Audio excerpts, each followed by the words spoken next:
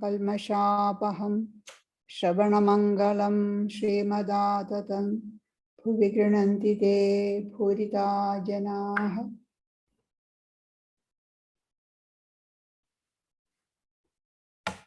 O Lord, your words, like sweet nectar, refresh the afflicted. Your words, which poets have sung in verses, vanquish the sins of the worldly. Blessed are they who hear of you, and blessed indeed are they who speak of you. How great is their reward. So we are continuing the Gospel of Sri Ramakrishna. Today we go through part of the chapter 21, at a day at Dakshineshwar. This is recorded on Saturday, 5th April 1884.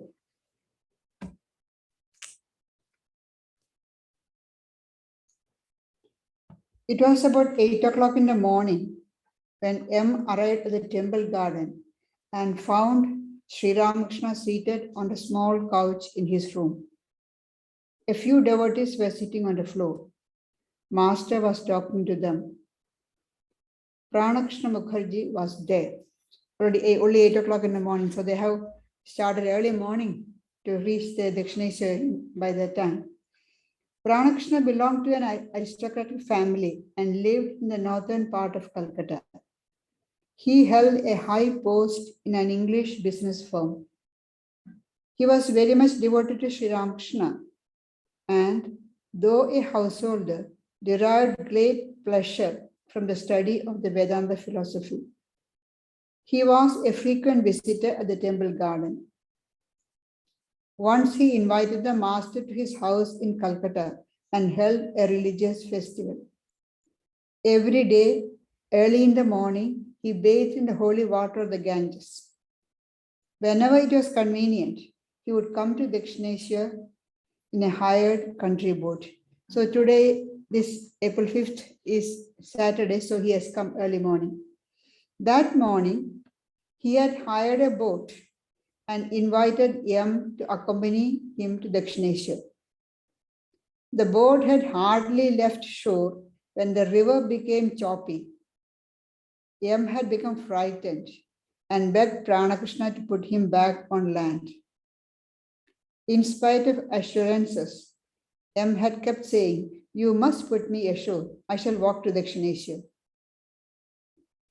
And so M came on foot and found Sri Ramakrishna talking to Ramakrishna and others. That is the setting for today's conversation. Master to Ramakrishna. But there is a greater manifestation of God in man. You may ask, how is it possible for God to be incarnated as a man who suffers from hunger, thirst, and other traits of an embodied being, and perhaps also from disease and grief? The reply is, even Brahman weeps, entrapped in the snare of the 5 elements. Don't you know how Rama had wept, stricken with grief for Sita? So this is an answer to that, or explaining how even Brahman, enwrapped in the snare of the 5 elements, weep. It's a greater manifestation of God in man. Now, because we have got a human birth, we just take it for granted. But according to the human evolutionary scale, we are on the highest, we are on the pinnacle. And the reason is, only human beings can think about higher things. Only human beings can strive for freedom. The presence of the divine, the spark of the divine, or consciousness, is equally present in all beings, animate and inanimate. Even in an inanimate object like a stone or a piece of wood, the consciousness is there, but it's not manifested. Just as we say, in science says everything is energy, but we see it as solid matter. We don't see it. Similarly, in the spiritual language, we can say everything, the presence of the divine is there, but it's not manifested. In an inanimate object, it's not at all manifested, but in living beings, there's greater manifestation. Say in insects, small creatures, or in germs and worms, there's a little manifestation, so they can move. In Swami Vivekananda, in one of his lectures, says a huge locomotive is coming, and on the track there's a small worm. Knowing the vibration of the locomotive on the track, the worm can crawl out. So it has got consciousness. It has got consciousness, whereas the huge locomotive, it is very powerful, but it doesn't have consciousness. Or the things that went in to make the locomotive doesn't have the consciousness, not manifesting there. But in the worm, it's manifesting. In plants and animals, there's greater manifestation, and in human beings, the highest manifestation, because much more than compared to other animals, the manifestation is greater. And among human beings, there is a gradation. When we say a holy person, there is still greater manifestation. And in the incarnations of God, is the greatest manifestation. In ordinary people, the ignorance or impurity of the heart is covering or blocking the manifestation, whereas in holy people, in incarnate God men, that covering is, almost transparent. So there is as equal to having no covering at all. So there is the greatest manifestation in them. But still people ask, how can God take a human form? A human being just like us, who has hunger, thirst, who gets sick, suffer sorrow and happiness, misery and happiness. How can we consider that person that as God? In the gospel, you can see towards when Sri Ramakrishna was sick, the doctor used to come to treat Sri Ramakrishna. He used to say, how can a human being you consider as God? That is his idea. So that's what Sri Ramakrishna is explaining there. You may ask, how is it possible for God to be incarnated as a man who suffers from hunger, thirst, and other traits of an embodied being? That's the characteristic of a human being. We feel hungry, we feel thirsty, we feel sleepy, we fall sick, and perhaps also from disease and grief. The reply is, even Brahman weaves, entrapped in the snare of the 5 elements. And the example he gives is how Rama wept when he lost Sita. Sita was abducted by Ravana. Don't you know how Rama had to weep, stricken with grief for Sita? If God doesn't behave, when he takes a human form, and he doesn't behave like a human being, then the whole purpose of his taking a human body and incarnation is futile. Only if when the incarnation behave like an ordinary human being, we can approach him. Otherwise, we'll say, well, that's possible because he's God. But when we see the incarnation suffering like us, going through miseries, difficulties, diseases, still keeping that high attitude, elevated attitude, thinking of God all the time, keeping the mind on a very high level, then we say, oh, so we also can do it. We often wonder, often people ask, why Holy Mother, we say she is Divine Mother herself, but look at her, how much attached she is to her niece. That was even her companions, like Yoginma had this doubt. Sri Ramakrishna was embodiment of renunciation. And look at mother, she's so attached. This thought passed to her mind. She had seen Holy Mother absorbed in samadhi. And Sri Ramakrishna himself said, she is my Shakti, she is my power. Still this doubt came. So it's very hard for the doubts to be removed. This doubt came to her mind. How can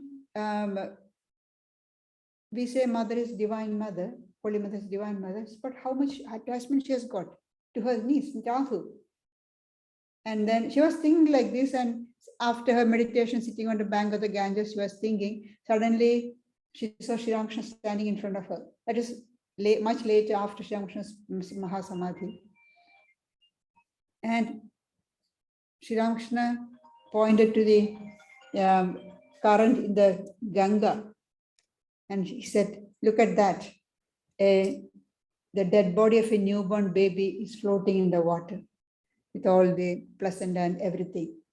And then he put the question, does that pollute the purity of Ganga? So many dead bodies, we know, so many dead bodies flow through Ganga, human beings, animals. But by that, Ganga is not polluted by that. Ganga, we still consider Ganga as the purifier. So then she added, look upon her like that. This attachment, she had to accept, as we said earlier, 2 weeks ago, mother had to take up that attachment as a prop to stay in the world. Otherwise, there was nothing for the mind to hold on to, and she would have left the body straight away. But because of that, she behaved like a human being. And we say we have got problem with our relatives. Look at Holy Mother's life. How much trouble she had with her brothers and the nieces. If you read the life of Holy Mother, nobody can say mother didn't have any problem. But look at her. She is always poised on the higher level. So both divinity and humanity or humanness go together in that. When even with all the limitations of an embodied being, of a human being, with disease, grief, suffering, all that, the moment they want, they can throw away all these limitations. They know that this is all unreal. But at the same time, they behave just like a human being. Once Holy Mother was asked, do you remember your divinity all the time? Mother said, if I keep my mind on that high level, conscious of the divinity, how can I deal with you all? So keep the mind on a lower level. And so, and mother deals with all the devotees who came to her as mother. When somebody said, what is the relation? I'm your mother. And then she says, I'm not your godmother or not, or your the wife of your guru. I'm your real mother. So that's she kept that so that people can approach her. Otherwise, we won't be able to approach her if she always remained on the high level. But at the same time, they have their humanness. They suffer through all that. When her niece's child died, she wept. Sri Ramakrishna speaks about that. She says how his nephew passed away, Akshay, his elder brother's son. Was in Dakshineswar at that time. Sri Ramakrishna stood near his deathbed, watching. And then when the soul left the body, he said, I was very happy to see how the soul is leaving the body. Just like you unsheath the sword from the scabbard. It just coming out, the soul is leaving the body is left behind, and the soul left. Seeing that vision, he was very happy. But the next day, he suddenly felt the misery, the sorrow of the loss of the child, my nephew, was a young man. And my Sri Ramakrishna says, I felt as though somebody's squeezing my heart like the wet towel. So much pain I had. So they weep. Otherwise, we won't be able to approach them. They behave just like an ordinary human being so that we can approach them and learn from their life.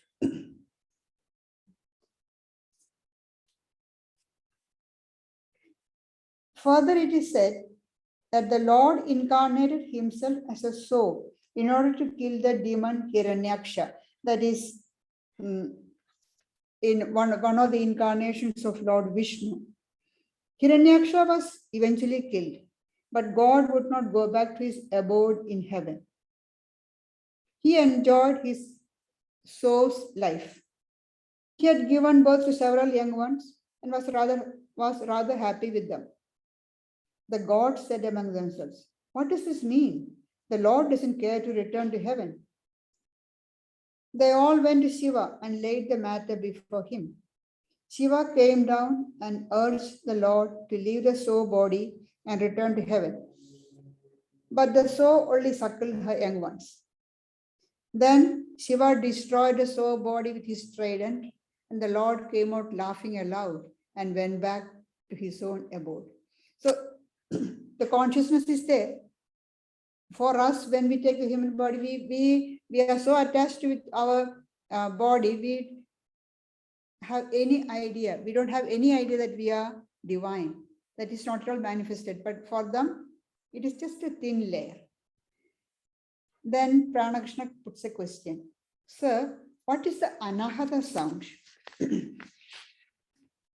Master, it is a spontaneous sound constantly going on by itself. It is the sound of the Pranava, Om. It originates in Supreme Brahman and is heard by the yogis. People immersed in worldliness do not hear it. A yogi alone knows that this sound originates both from his navel and from the Supreme Brahman resting on the ocean of milk. So Anahata sound, it's a spontaneous sound going on by itself. See, we hear all the sound with our ears when something strikes something else, like clapping the hands. Two hands clap and we hear, or beating a drum, ringing the bell. Something hits something else and the sound is produced, we hear the sound. But Anahata sound is unstruck sound. It's nothing, there is no two things hitting each other. It is, it's called, Anahata means unstruck sound, and it's a great cause. The unmanifest form of all the names of things which later manifest as name and form. It's a primal seed before it changes and takes the different forms. And Anahata sound is known as Pranava. Pranava is Om. And Om is the most sacred mantra. In all the different mantras of different deities, if you look at them, they all start with Om. Om Namah Shivaya. Om Narayanaya. Om Namo Bhagavate Vasudevaya. Everything starts with Om. Because Om is the most sacred symbol. It's a symbol of, or sound symbol of God, of Brahman. And all the religions that originated in India, say Buddhism, Jainism, Sikhism, they all hold Om as the most sacred syllable. In the Bhagavad Gita, Sri Krishna says, among all the words, I am the one syllable Om. Om is very, and people chant Om all the time. They meditate on Om. Now,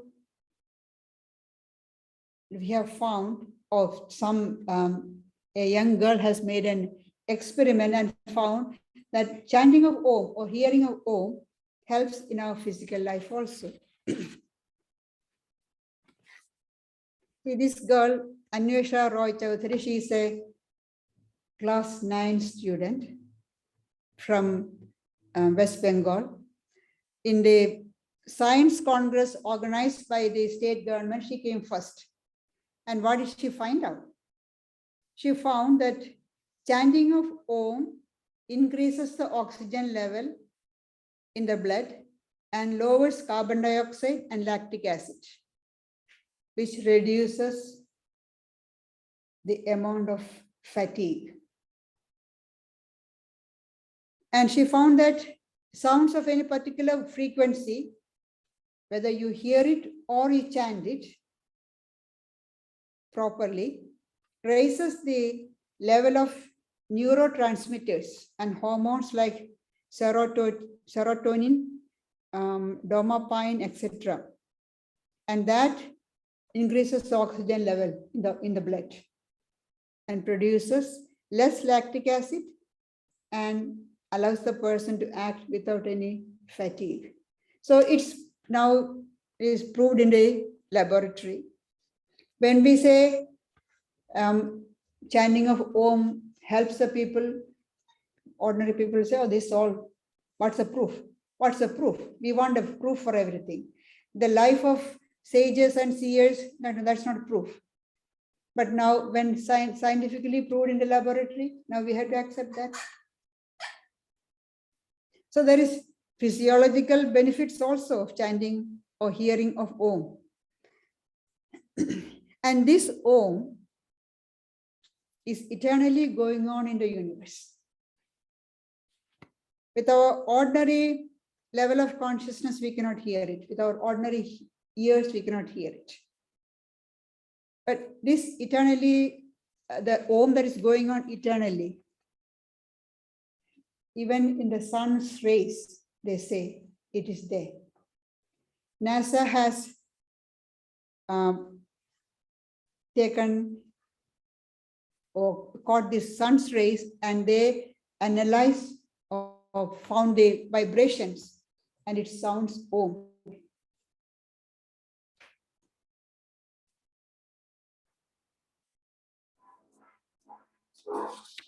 The sound of the sun was considered by most ancient religions as the most sacred sound of the universe. It is a sound that cannot be heard by the human ear, because the human ear only hears between 20 and 20,000 hertz. The sound of the sun is much lower in frequency and also much higher in frequency than we can hear. Could the sound of the sun be part of the universal language system? NASA has recorded the actual sound of the sun in deep space and compressed the inaudible waves so that human ears can hear it. If we listen to the sound, we can hear and feel a deep vibration. The sound of the sun recorded by NASA is precisely as the ancient Hindus had described it in the Vedas thousands of years ago. It is a mantra that can be intoned with human speech as Om.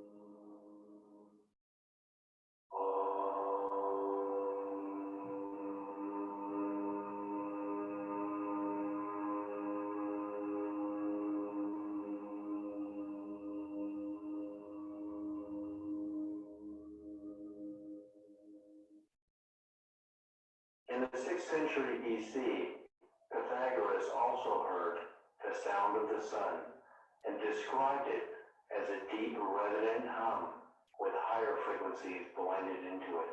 How did the ancient Hindus know this mantra if it could not be heard by the human ear? Could they have actually peered into the universal consciousness and perceived it? As human language and the language of nature cannot travel faster than the speed of sound as a sound wave, language as information could travel at the speed of light and beyond by entangling more subtle energies. In the same way that we can send human voices or music on radio waves at the speed of light, we can send our own dialogue, personal energy signature, and information through our own biophoton light emissions at the speed of light. While the speed of light is useful to communicate within the solar system, it cannot take us far beyond it in any reasonable amount of time. In this way, I have read a book on Mount Kailas we have in our library, and the author describes, he had been there few times, and they say there are two paths, Kora, what they call, going round when you go circumambulate, and there's outer Kora and inner Kora. To go inside the outer Kora, the tradition is that you have to go few times, or that means you have to make a few trips to Mount Kailas, only then you are eligible to go into the inner Kora. Somehow he stumbled upon the inner one, and the man describes how he heard this Om reverberating. It's like a pulsating. The whole mountain is pulsating with the sound of Om. So that's why they say it's an eternally going on sound. Now, sun is there from the time of beginning of earth. So it's eternally going on, the sound of the Om. Only highly evolved yogis, we can't hear with our ordinary ears, but when the mind becomes raised on a higher level of consciousness, only then they can hear. We have heard about one Swami Atulananda. He was Dutchman. Towards the end of his life, he stayed in the Himalayas most of his time in Darjeeling, and he used to hear that. To the young monks who looked after him or came to visit him, he said, "Can't you hear that sound going on?" He used to hear it all the time, the Om.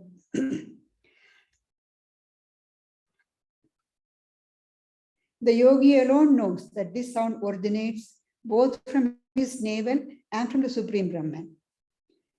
Now Ramakrishna puts another question. Sir, what is the nature of life after death? The master. Keshavsen also asked that question. As long as a man remains ignorant, that is to say, as long as he has not realized God, so long will he be born.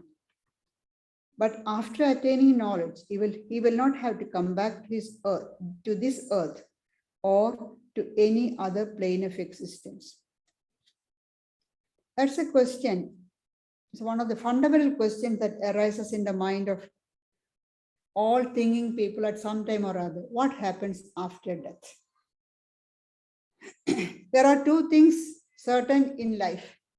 If you are born, you will die. And if you are dead, you will be born again. In the Bhagavad Gita, Sri Krishna says, Jatasya dhruva mrityu, dhruvam janma mardasya cha. For all people who are born, death is certain. For all those people who have died, or rebirth is certain. Only it happens, rebirth stops only when you realize God. Till then, the rebirth will be there. And Sri Ramakrishna gives an example. The potter puts his pots in the sun to dry. Haven't you noticed that among them there are both baked and unbaked ones? The potter, after shaping the pot, puts to dry. Sometimes he bakes them and sometimes just straight away puts them. When a cow happens to walk over them, some of the pots get broken to pieces. The broken pots that are already baked, the potter throws away, since they are of no more use to him. He cannot reshape them, they are useless. He throws them away. But the soft ones, though broken, he gathers up. He makes them into a lump, and out of this forms new pots.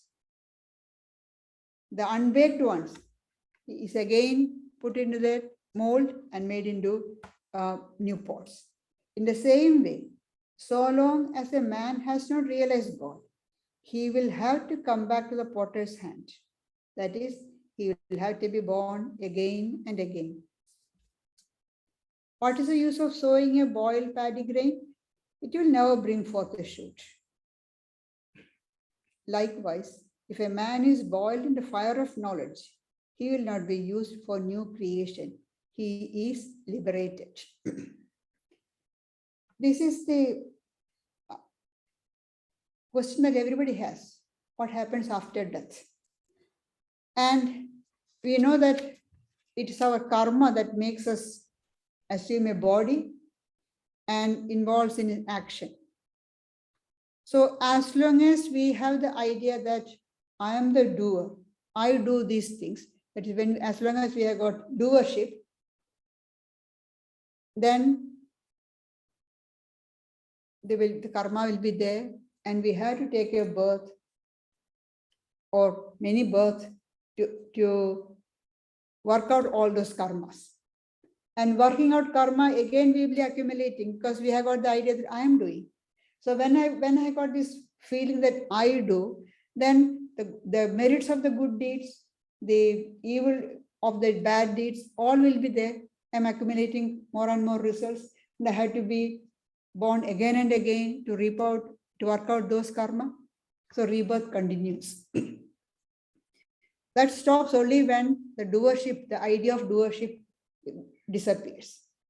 The scriptures tell us that our actions now, we are the results of our past actions. Our past actions has decided our present life.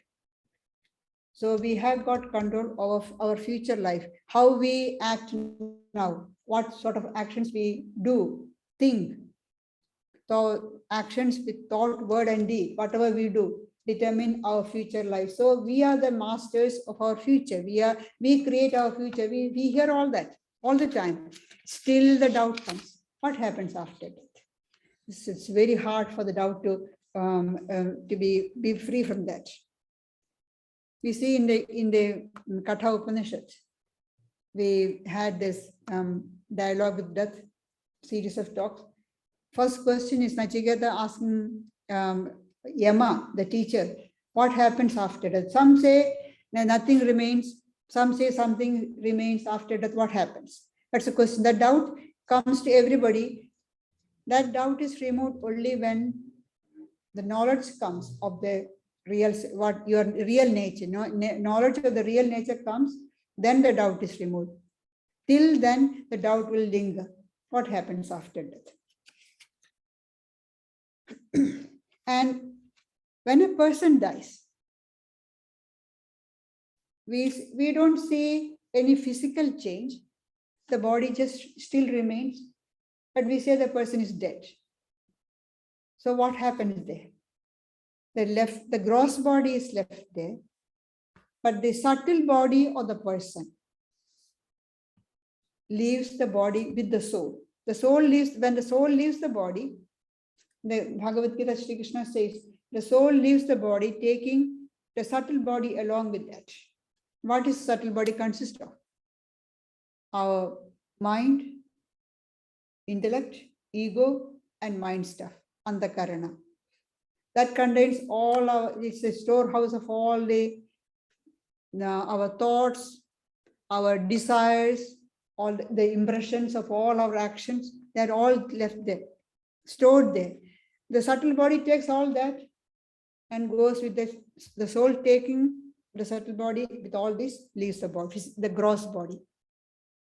Then it takes birth in a suitable circumstances or surroundings where it can work out all these impressions, or at least a greater part of the impressions. So it will be born in a set of parents where in a circumstance where it can work out those impressions.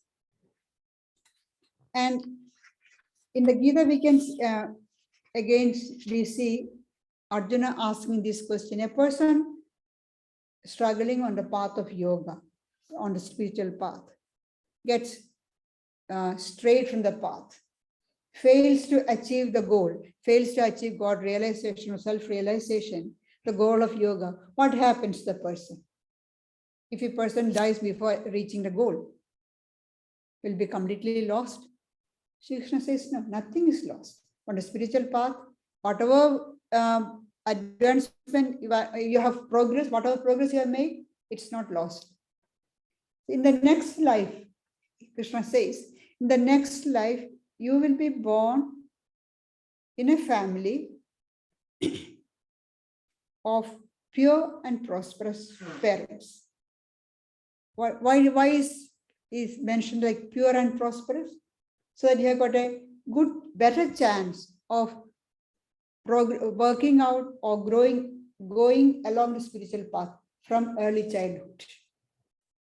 If you are born in a family where the parents are spiritually minded, they are inclined towards the spiritual path, to spiritual practices, helping others, they are selfless, then the child naturally will absorb those qualities. And if the child, seeing the parents doing that, will naturally follow it. That's why Shri Krishna says, if a person who strays from the path of yoga will be born in the family of, in a pure and prosperous family. Or there's another choice, a few rare ones will be born in the family of wise yogis. But immediately after saying that, Krishna says that's very rare, because they have that means they are on a higher stage when they strayed from the path of yoga in the previous life than the other ones who are born in the family of pure and prosperous. Here, the second case is wise, parents are wise yogis. So it's still greater chance of going forward faster. The idea is nothing is lost. You don't have to get disappointed or worried. If I fail to reach the goal, what will happen? Of course, you will be born again, but you will continue. That's the reassurance. And once you get the knowledge, then rebirth comes to a stop. That's why the example he says of a boiled grain or roasted grain. You put it, it won't sprout. And you can put in a very cultivated soil, give water, everything, all the conditions are very conducive for the growth. But the seed is roasted or boiled, it won't sprout. With the knowledge of the self, knowledge of Brahman, all the impressions are completely removed. So there's no more rebirth for that person. What is the use of sowing a boiled paddy grain? It will never bring forth a shoot. Likewise, if a man is boiled in the fire of knowledge, he will not be used for new creation. He is liberated. According to the Vedanta, Brahman alone is real and all else is Maya, dreamlike and unsubstantial. The ego, like stick, lies across the ocean of Satchidananda.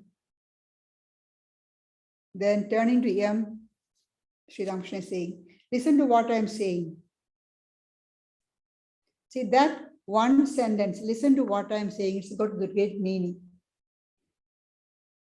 Sri Ramakrishna is talking to the whole group, but he's drawing the attention of M and saying, listen to what I'm saying, because he is to record these teachings and give it to posterity, give it to all of us. And he's making sure, Sri Ramakrishna is making sure that M understands it properly in the right way and not put in his idea, put in his understanding. No, he wants M to record exactly what Sri Ramakrishna has said. So he's saying, listen to what I'm saying. When this ego is taken away, there remains only one undivided ocean of Satchidananda. But as long as the stick of ego remains, there is an appearance of two. Here is one part of the water and there another part. Attaining the knowledge of Brahman, one is established in Samadhi. Then the ego is effaced. Ego, like a stick on the water, divides the water into two. Here one part, there's another part. So ego divides the ocean of Satchidananda into two parts, the world and Brahman. It appears, its appearance. But does the stick divide the water? Does the stick lying on the surface of the water can divide it into two? It appears to be divided into two. So ego appears to divide the ocean or Brahman into two parts, the world and the Brahman. It's not.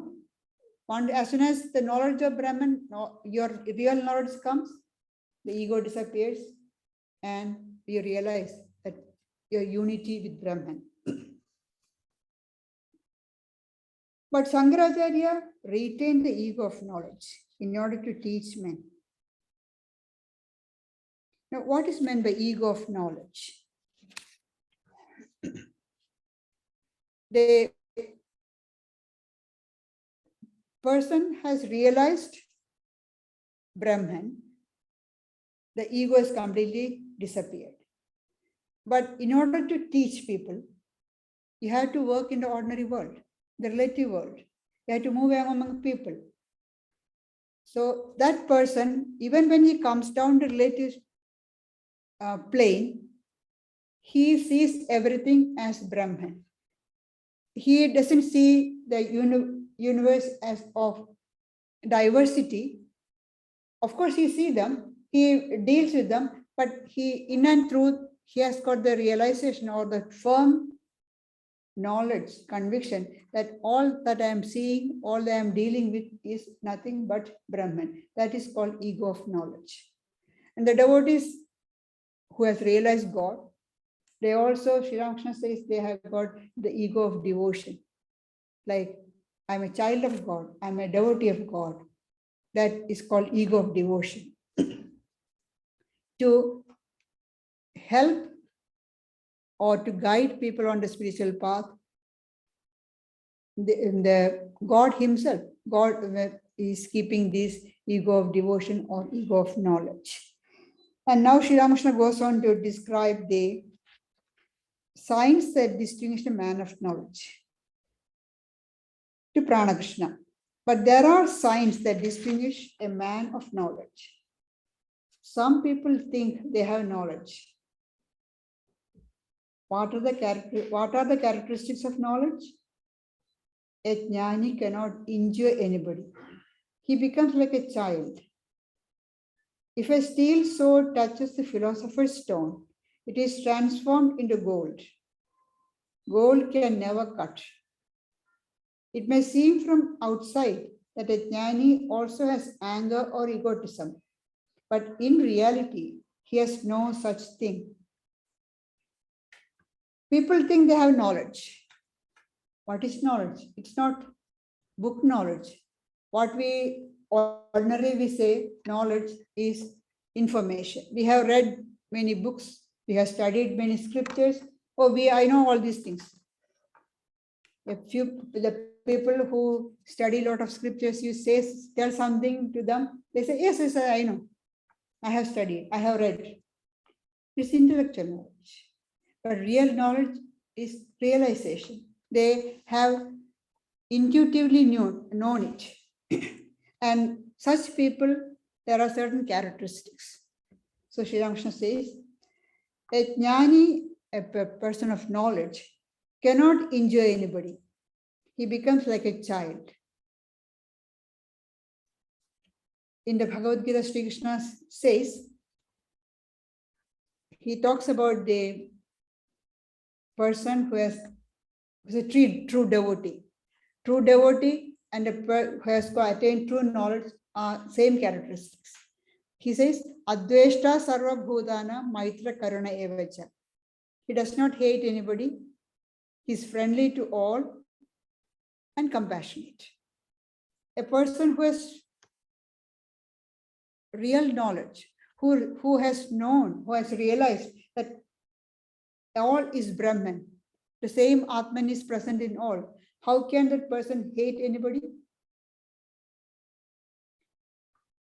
When I see the same Atman in all of you, how can I hate anybody? That means I'm hating myself. So I cannot hate anybody. A person of knowledge cannot hate anybody, but loves everybody because I love myself. So I love everybody else. And will be compassionate to everybody because I don't want, as the golden rule says, you don't want to treat others as you want to be treated by yourself. So I will be compassionate to others. I love others because I see the same self in all. That's the person of knowledge, a jnani's attitude. And cannot harm anybody. But externally, in appearance, just look like anybody. The person gets angry. And we say, how can it? It's a holy person. How can he or she be angry? Well, they say a holy man's anger is like the line on the water. You draw a line on the water. Yeah, there is a line. But in a second, it just disappears. A holy person's anger is like that. It appears. Maybe that he or she is assuming that anger to guide whoever towards the person whom the anger is directed or shown, to guide that person, to correct the person. But there is no anger within. It's just an appearance. It may seem from outside that a jnani also has anger or egotism, but in reality, he has no such thing. From a distance, a burnt string lying on the ground may look like a real one. But if you come near and blow at it, it disappears altogether. The anger and egotism of a jnani are mere appearances. They are not real. And then Sri Ramakrishna says further, because he said a jnani is like a child. So he goes further about that. A child has no attachment. He makes a playhouse, and if anyone touches it, he will jump about and cry. The next moment, he himself will break it.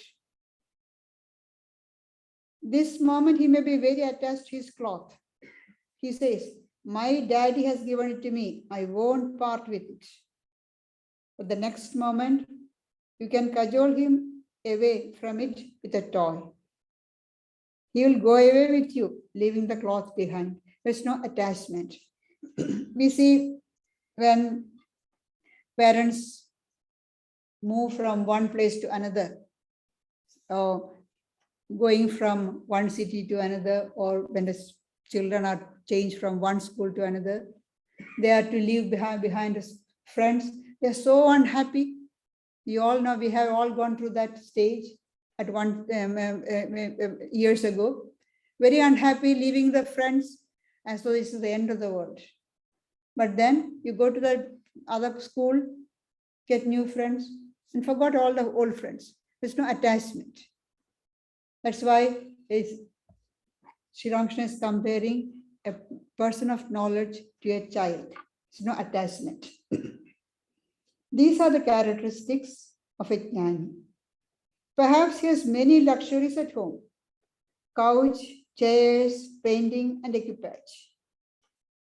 And for external appearances, that you look like, the person looks like a really worldly man with all these things. But any day he may leave all these and go to Benares to spend the time in spiritual practices. That is no attachment for a person of knowledge. We will continue in the next class. That will be next month. Thank you.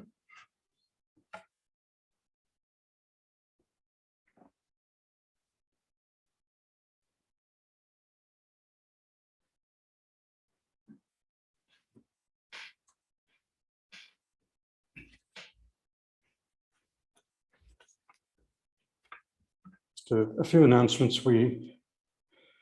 Sadly, I guess this is our last talk for the year, but we were entering a type of summer recess in inverted commas because there's still various activities continuing. But next Sunday, we're going to have a half-day Gita retreat. I think pretty well all of you here on our MailChimp mailing list, so we'll email out to you the program. But it would start at 9:30, or that is, you come by 9:30 to register, and we will start at about 9:45 a.m. And the half-day retreat will be led by both Pravrajika, Gayatriprana and Sridharaprana. They'll be giving some talks on various aspects of the Gita. So we'll go until 12:30. We'll provide morning tea. And if you give a $20 donation, that will be nice. So again, the full program you'll get in the next day or two. We'll email that out to you. And then we will continue on with the yoga classes. Will continue right up until the second Thursday in December. So when the school holidays commence, the yoga classes will go into a break. Similarly, the Friday night discussions will continue on for a few more weeks. So we will have the spiritual evening discussion next Friday night. Also, in the MailChimp email, we'll give you the full program for December. We'll have the Christmas Eve celebration. And on the Sundays, that is Sunday week, the 12th, we'll start that summer recess program of some spiritual readings and half an hour of silent meditation with the nuns. So you're welcome to come on those Sundays from 11 a.m. to 12 noon here in Vedanta Hall. And we have the donation plate there, donation box up the back. And we'll now conclude with listening to a guided meditation by Rebirth and Jai. And by the way, we've just got confirmation that the book to which many of you contributed, your Reminiscences of Mataji, that is now on its way from India. So maybe in a couple of weeks' time, we will receive it. Those of you who contributed, you'll get a complimentary copy. And of course, everyone else is welcome to order for copies. And I think we will plan to try and have some special event around the launch of the book. Let's see, we'll let you know about that.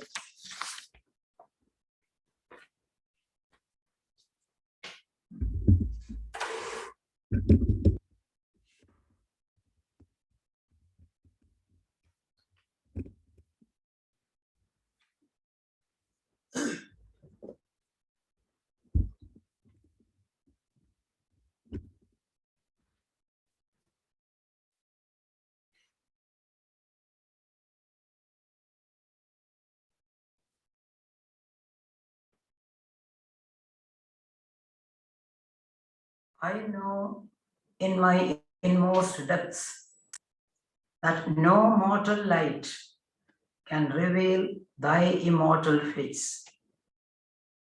Thou art seen only in thine own effulgence, yet with yearning hope in my heart, I keep my little altar lamp day and night, burning, burning. O Lord, thou art my resting place and only protection. May I never lose my vision of thee. May I never give way to sorrow or despondency. May I remain undaunted and unfaltering in my spiritual life. O thou supreme reality, master and ruler of the universe, soul of all souls, I lift my heart to thee as I offer myself at your sacred altar for a few seconds in silence. Please be gracious enough to accept my humble offering. Fill my being with spiritual blessings. May the baser instincts within me be transformed into sublime, pure aspirations at thy benign touch. May thy blessed presence kindle within me a more fervent flame of love and adoration. May my heart be filled with thy divine essence, and may my understanding be unfolded so that I be filled with thy spiritual illumination. Words are more powerful than deeds, and thoughts are more powerful than words. As things grow subtler and subtler in nature, they grow stronger and stronger. The mind is made stronger by the cultivation of honest humility, sincere purity, and noble faith in oneself and God. When the heart is filled with discrimination, right feeling, and noble aspirations, the mind becomes lighter and transparently pure. Then lifting that mind to the feet of the Lord of all creation becomes an easy matter. Let us close our eyes and examine our inner world. When we look within, it's all dark and looks gloomy. Let us wait and look on more closely, shutting all the doors of perception and action. Let us try to concentrate on our spiritual heart. There's only darkness. But when we look with attention and faith, and we see in the center of the dark chamber of the heart a tiny speck of brilliance, like a tiny star glimmering in the far-off sky.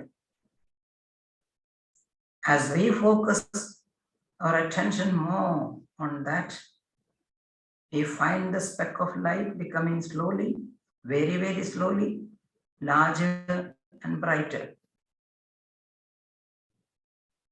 It has now become a tiny ball of silver color, emitting short rays of silver light around it. As we continue to look closer, you see the little ball growing and growing into a big ball of sheer luminosity. It's not a mere star-like effulgence. Inside the radiance, we see the outlines of a beautiful lotus. Just think of that. As we go on concentrating on the heart, a little speck of light that we saw in the beginning grows in size, has become a beautiful silver star. But it is not an empty one. It is alive with the vibrations of energy.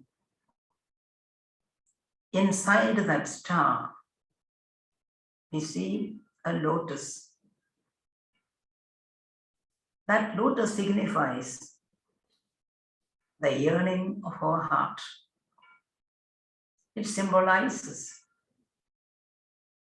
the pure love and adoration that we have for the vision of the Lord. And as we go on concentrating, we can see in the center of the lotus a golden flame. Think of the picture. A large silver star, inside which is a beautiful lotus,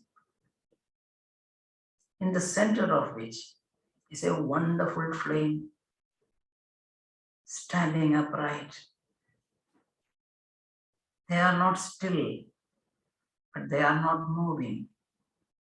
They are vibrant with energy, vibrant with the life energy of God, vibrant with the life energy of the universe, vibrant with the life energy of our own existence.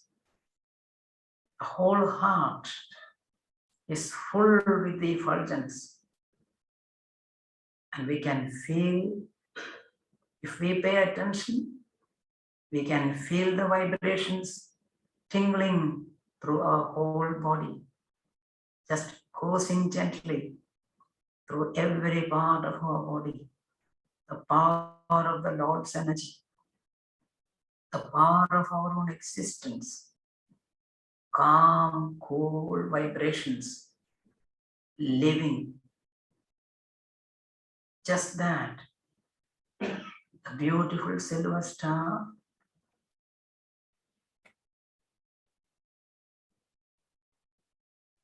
the lotus, and in the center, the golden flame.